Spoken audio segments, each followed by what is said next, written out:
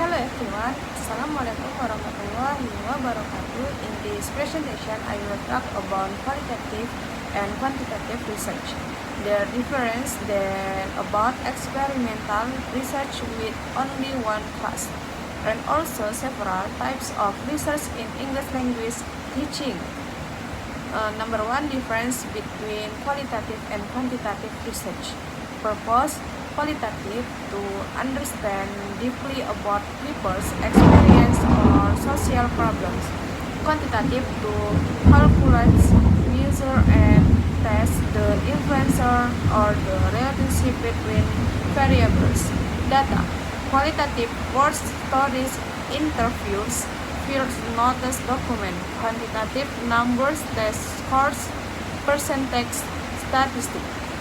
Instrument: qualitative, the research is the main instrument, usually using interview or observation.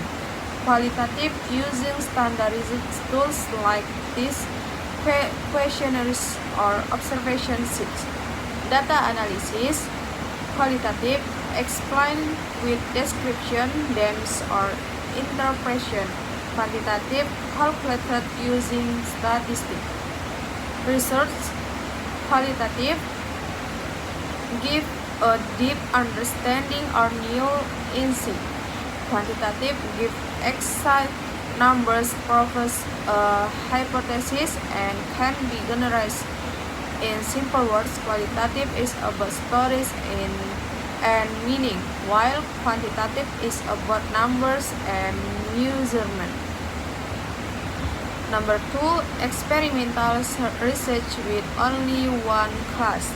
If we want to do quantitative experimental research, but we only have one class, we can use some designs.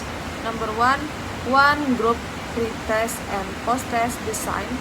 The class is give a pre-test, then a treatment, and then a post-test. Number two, time series design. The class is tested several times before the treatment and several times after the treatment to see consistent change. Number three, status group design. One class can be divided into two groups, for example, experimental group and control group. With these designs, we can style to experimental research even if we only have one class. Number three, types of research in ELT. Number two, experimental research. Try a new method and see if it's effective. Example, using text-based language teaching to improve student speaking. Number two, correlation research. Looking for a relationship between two variables. Example, the relationship between student motivation and their speaking scores. Number three, classroom action research, or CAR, done by the teacher in their own class to improve learning. Example, the teacher used role play to make students more active. Number four, content analysis, studying the content of books, material, or media. Example, analyzing cultural values in English textbooks. Number five, case study, studying on case in detail. Example, a case study of one student who has difficulties in speaking English. Number six, phenomenology, studying people's experience. Example, students' experience in learning English through online learning. Number seven, research and development, creating or developing a new product for learning. Example, developing a mobile app for English vocabulary learning. Conclusion.